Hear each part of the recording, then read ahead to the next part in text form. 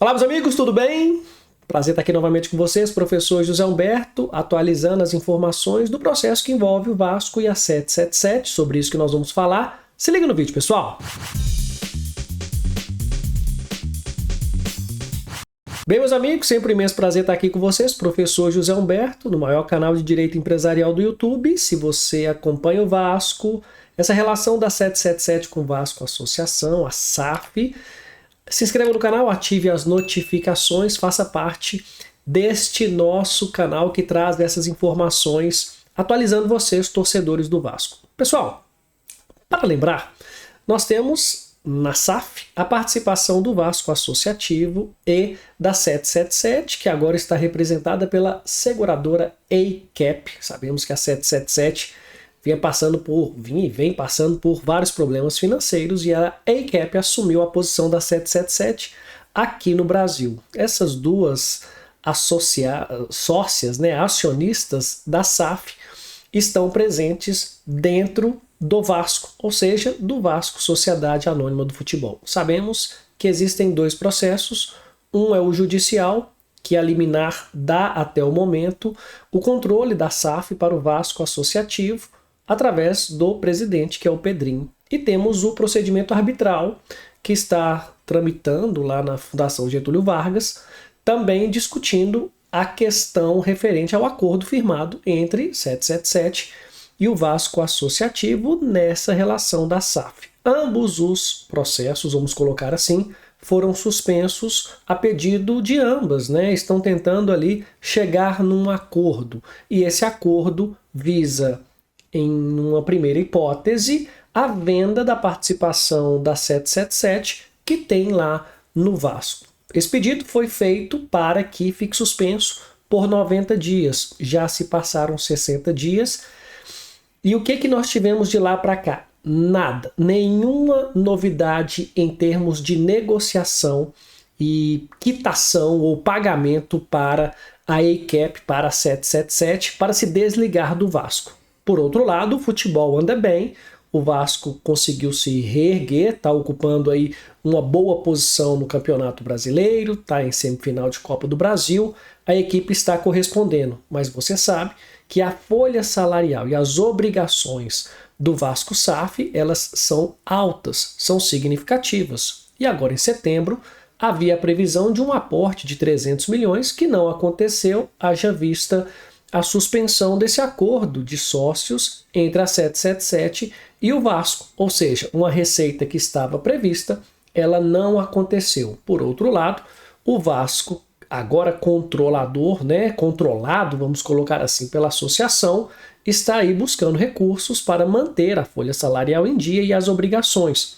O que nós tivemos? Em recente pronunciamento do presidente Pedrinho, que coordena agora, controla o Vasco SAF, tem buscado aí fontes de receita, antecipação de recursos, renegociação dessas dívidas, numa maneira de manter esses pagamentos em dia.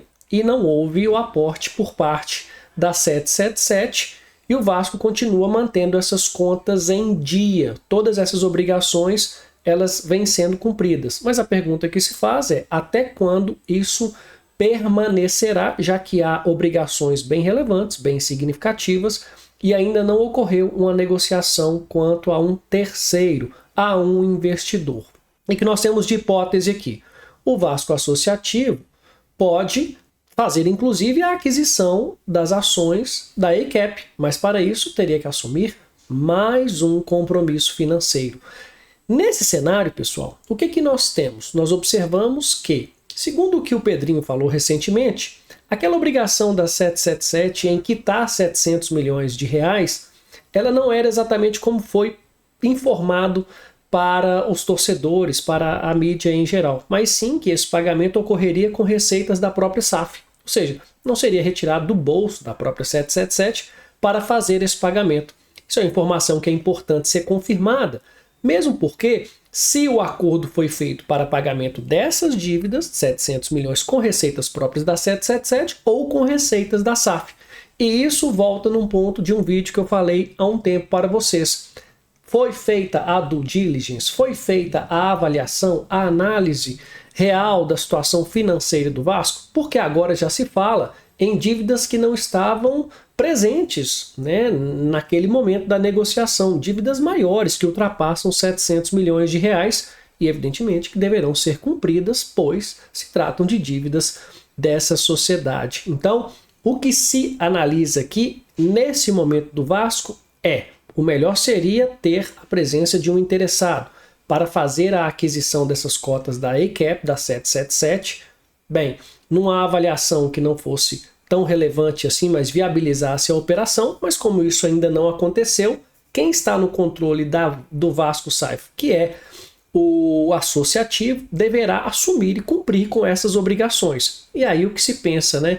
Como trazer e capitalizar recursos. O que eu pergunto para vocês aqui é o seguinte: sabendo que não há um interessado ou uma negociação em andamento, sabendo que já estamos em setembro e que tem obrigações todos os meses, folhas de pagamento e etc., de onde o Vasco vai buscar esses recursos? E quais seriam os caminhos para que o Vasco SAF continue sendo viável economicamente até que aconteça alguma coisa, alguma negociação? Enfim, quais seriam os caminhos? Você aí, torcedor, deixa aqui o seu comentário, dê a sua sugestão, para até que o professor José Humberto possa pegar todos esses comentários, fazer um vídeo para vocês com as ideias, com as possibilidades, para que o Vasco não entre em insolvência, se torne devedor, torne o futebol inviável, como já aconteceu, com muita dificuldade lá com o associativo. Então é isso, pessoal. Aguardo os comentários de vocês. Um grande abraço e até o nosso próximo vídeo.